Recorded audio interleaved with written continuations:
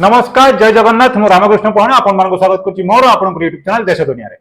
आज आम जानिबा किपरि जने न्यायाधीश नूतन पीढ़ी पर एक शक्तिशाली अनुप्रेरणा बनी पारिछन्ति।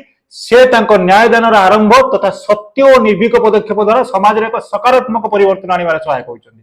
तांको काम नीति एवं साहस आज युवपीढ़ी को नैतिकता समर्पण एवं निर्भयतार शिक्षा दे पारिछि। नवेम्बर 10, 2024 रे आम भारत सुप्रीम कोर्ट रो 50तम चीफ जस्टिस धनंजय यशवंत चंद्रचूड़ अवसर नहीं। आज आम संक्षिप्त आलोचना करबा विषय में। मु आशा करछि आपण माने मो शेष जाय बनिक रहिबे। आ जदि मो कथा आपनको भल लागिवो ताहाले मो वीडियो को लाइक शेयर और सब्सक्राइब करिया को भूलिबे। मु जेते कहिले भी आपण माने सब्सक्राइब करिवार कोंठा करजोनी मु जानि छी। सब्सक्राइब करिया को आपनको बहुत किछि समय देबा को पड़िबोनी। सब्सक्राइब बटन ऊपर क्लिक करके राइट रे थिबा बेल आइकन दबाइले मस्ते इंस्पिरेशन मिलिबो। भलो भलो आउरी अधिक भलो भलो कंटेंट ऊपर वीडियो बनेबाबू। आ जदि आपनको भलो भी न लागुछि मो कथा ताहाले आपण माने कमेंट जरिया जणाइ पारिबे। सुप्रीम कोर्ट रो चीफ जस्टिस डीवाई चंद्रचूड़ बा धनंजय यशवंत चंद्रचूड़ तांकर प्रगतिशील विचार मानविक अधिकार एवं न्यायिक संस्कार रे भारतीय न्यायपालिकार निजर एक स्वतंत्र परिचय सृष्टि करथिले। भारतर 50तम प्रधान विचारपति भाबे से अवसर नैछन्ति। सोशल जस्टिस, इंडिविजुअल राइट्स एवं कॉन्स्टिट्यूशनल इंटीग्रिटी पई तांकर गभीर प्रतिबद्धता पई मध्य से जणा जान। जस्टिस धनंजय 11 नवेम्बर 1959 रे आईन रे गभीर भाव रुचि रखिथिबा एक परिवार रे जन्म ग्रहण करथिले। तांको पिता यशवंत विष्णु चंद्रचूड़ बा वाईवी चंद्रचूड़ बोली मध्य आमे जानिछन तांको, जे कि भारत रो सबुटु लॉन्गेस्ट सर्विंग चीफ जस्टिस थिले। तांको बापा भारत रो सबुटु लॉन्गेस्ट सर्विंग चीफ जस्टिस थिले। तांको पितांको द्वारा इंस्पायर होई यंग धनंजय मध्य लॉ को निजर कैरियर भाव करिसंती। दिल्ली रे सेंट स्टीफेंस कॉलेज रे शिक्षा समाप्त परे दिल्ली यूनिवर्सिटी रे लॉ शिक्षा करथिले एवं परे मास्टर ऑफ लॉज एलएलएम और डॉक्टर ऑफ जुडिशियल साइंस बा एसजेडी से हार्वर्ड लॉ स्कूल रो शेष करचंती, जेउठारे से विशेषकर human rights and constitutional law पर ध्यान देथिले। 2000 मसिया से प्रथम करी बॉम्बे हाई कोर्ट रे एज ए जज भाबे अपॉइंटेड होइतिले।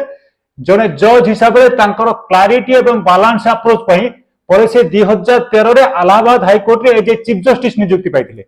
मे 2016 रे तांको सुप्रीम कोर्ट को पदोन्नति करा जायतिला, जेउठी से नेशनल इंपोर्टेंस मामला गुडी ऊपर बहुत सारी नेशनल इंपोर्टेंस मामला ऊपर अध्यक्षता करछन्ती। नागरिक स्वाधीनता को सुरक्षा देवा एवं समानता को प्रोत्साहित करुथिबा राय पई जस्टिस चंद्रचूड़ समस्त पाखरे जणा। तांकर अनेक उल्लेखनीय राय भितरु किछि मोस्ट नोटेबल राय विषय जदि आमे कथा हवा ताले 2017 जो कर्नाटक हाई कोर्ट रिटायर्ड जज थिले पुटुस्वामी वर्सेस यूनियन ऑफ इंडिया मामला रे जस्टिस चंद्रचूड़ व्यक्तिगत स्वाधीनता पई भारतीय आईन रो फ्रेमवर्क ढांचा को परिवर्तन करी डिजिटल जुगर प्राइवेसी प्रोटेक्शन पई एक उदाहरण सृष्टि करथिले। राइट टू प्राइवेसी बा गोपनीयता अधिकार को एक फंडामेंटल राइट भाव में स्वीकृति देते। 2018 रे इंडियन पेनल कोड रो धारा 377 डिक्रिमिनलाइजेशन जोटा समलिंगी संपर्क को आईन सम्मत कर समाज गोटे पर्टिकुलर वर्ग को सम्मान सह बंचार अधिकार को स्वीकृति दे डिस्क्रिमिनेशन बा भेदभाव मुक्त करथिले। यही जजमेंट भारत रो से जो पर्टिकुलर वर्गंकर अधिकार एवं सम्मान पाई एक माइल खुंट बनी पारिछि।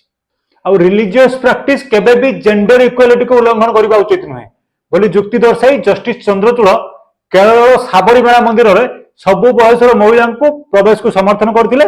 तांकर एही जजमेंट महिला मानकर इंडिविजुअल राइट्स को सशक्त करिवार सहायक होइथिला।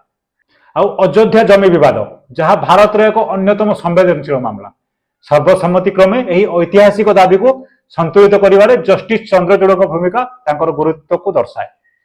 जस्टिस चंद्रचूड़ कार्यकाल भारतीय अधिकार को परिवर्तन करी human rights, digital advancement, judicial transparency को प्राधान्य देथिला।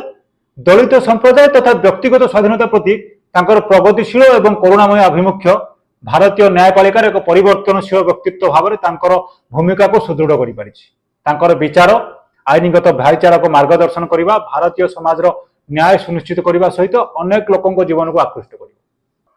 जस्टिस धनंजय अवसर भारतीय न्यायपालिकार एक उल्लेखनीय युगर परिसमाप्ति कर आगामी विचार सामाजिक न्याय प्रति प्रतिबद्धता एवं न्यायिक व्यवस्थार आधुनिकीकरण प्रयास फ्यूचर जेनेरेशन एक प्रेरणा भाव स्मरणीय रही। संक्षिप्त जस्टिस धनंजय आलोचना रहुछि। नमस्कार, जय जगन्नाथ। पुणी देखा नेक्स्ट वीडियो।